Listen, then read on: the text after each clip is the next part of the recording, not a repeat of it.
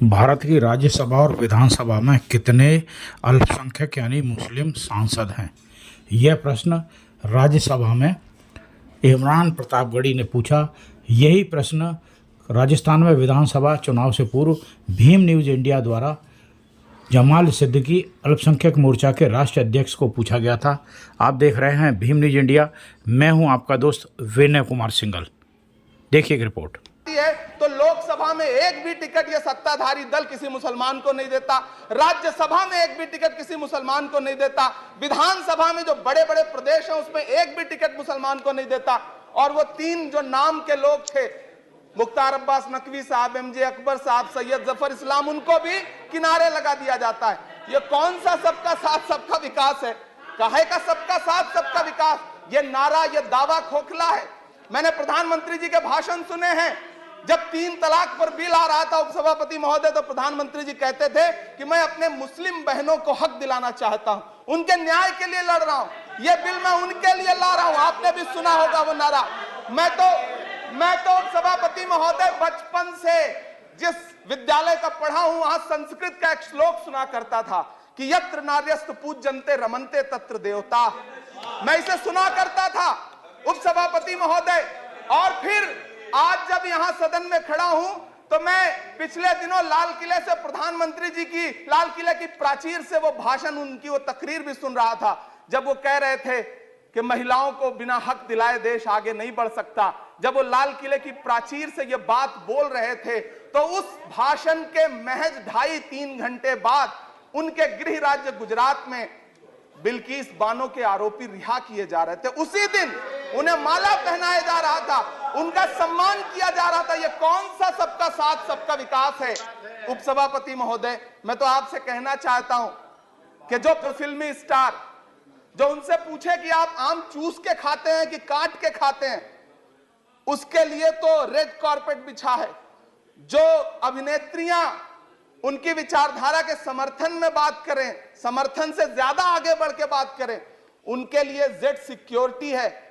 लेकिन वो शाहरुख खान जो पूरी दुनिया में भारत के तिरंगे का मान बढ़ाता है, जिसे फीफा वर्ल्ड कप में आमंत्रित किया जाता है, उसके लिए सोशल मीडिया पे किस तरह के ट्रेंड चलाए जाते हैं?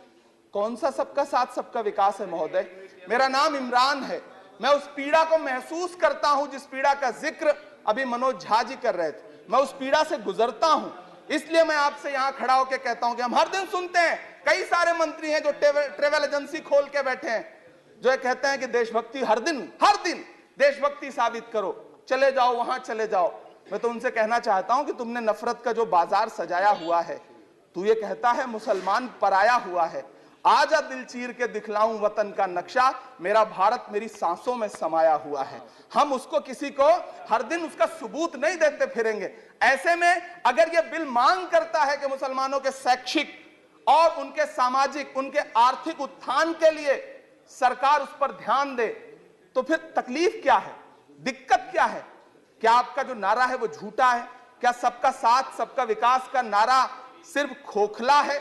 बजट से तो यही जाहिर होता है, आप लगातार घटाते जा रहे हैं बजट, आप लगातार कटौती करते जा रहे हैं। पूरे देश में प्रधानमंत्री जी दावा करते थे सबका साथ सबका विकास के नारे के साथ कि 2022 में हर व्यक्ति के छत पर, घर पर, सर पर छत होगी। यह प्रधानमंत्री जी का उद्धृत किया गया बयान है। लेकिन मैं तो आपसे यह कहना चाहता हूं, आप असम उठा के देख लीजिए, आप मध्य प्रदेश उठा के देख लीजिए, आप उत्तर प्रदेश उठा के देख लीजिए, एक दैत्याकार बुलडोजर है जो चारों तरफ घूम रहा है, और जिनके सरों पर छत है भी, उन छतों को भी छीन लेना चाहता है। लेकिन क्या प्रधानमंत्री जी इसे देखते नहीं है? क्या भारतीय जनता पार्टी सरकार के जिम्मेदार नेता इसे देखते नहीं है कि वो बुलडोजर सिर्फ लोगों का घर नहीं कुचल रहा है, संविधान को कुचल रहा है, लोकतंत्र को कुचल रहा है। गुवाहाटी हाईकोर्ट की वो का स्टेटमेंट सुनिए आप, पटना के एक जज साहब का स्टेटमेंट सुनिए आप, फिर अदालतों का क्या काम रह जाता है? ऐसे में सबका साथ सबका विकास कैसे माना जाए? उपसभापति महोदय, मैं तो आपसे ये कहना चाहता हूं कि पूरी दुनिया में कहीं भी जब कोई अल्पसंख्यक सफल होता है, किसी उच्च पद पर पहुंचता है, तो हम सारे लोग, हमारे तमाम साथी खुश होते हैं। ऋषि सुनक जब प्रधानमंत्री बनते हैं तो भारत में जश्न मनाया जाता है, मुझे खुशी होती है। आप दुनिया के किसी दूसरे देश में अल्पसंख्यक अगर सफल होता है तो आप खुश होते हैं, मिठाइयां बांटते हैं, लेकिन अपने देश में अल्पसंख्यकों के खिलाफ किस किस तरह के नारे इसी दिल्ली और उसके इर्द गिर्द लगाए जाते हैं, क्या वो हम नहीं सुनते हैं?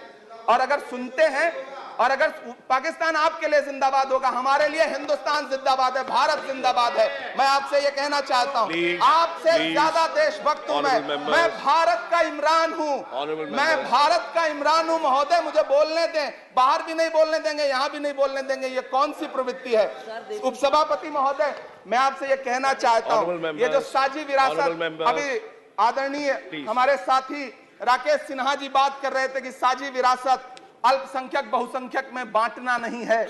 मैं उनसे कहना चाहता हूं कि आदरणीय जरा सोशल मीडिया पे तो बहुत एक्टिव रहते हैं, रोज चैनलों पर भी बैठते हैं, चैनलों पे होने वाली डिबेट का स्तर देखिए। उसको रोकने के लिए हमारी सरकार रत्ती भर भी कोई कदम उठाना चाहती है?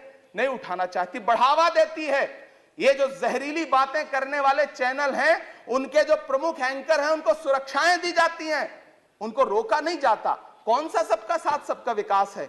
ये बिल जिस चीज की बात कर रहा है, अभी राकेश सिन्हा जी कह रहे थे कि प्रधानमंत्री जी ने कहा तिरंगा यात्रा निकालिए।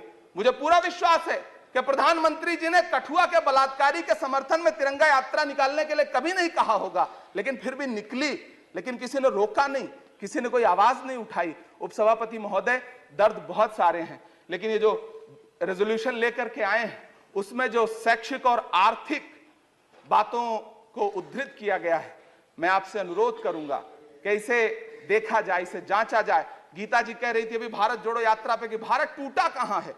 भारत टूटा नहीं है, भारत को कोई तोड़ भी नहीं पाएगा। भारत को तोड़ने का सपना देखने वालों को हमारी आदरणीय इंदिरा गांधी जी ने 2 टुकड़ों में तोड़ दिया था, बांट दिया था।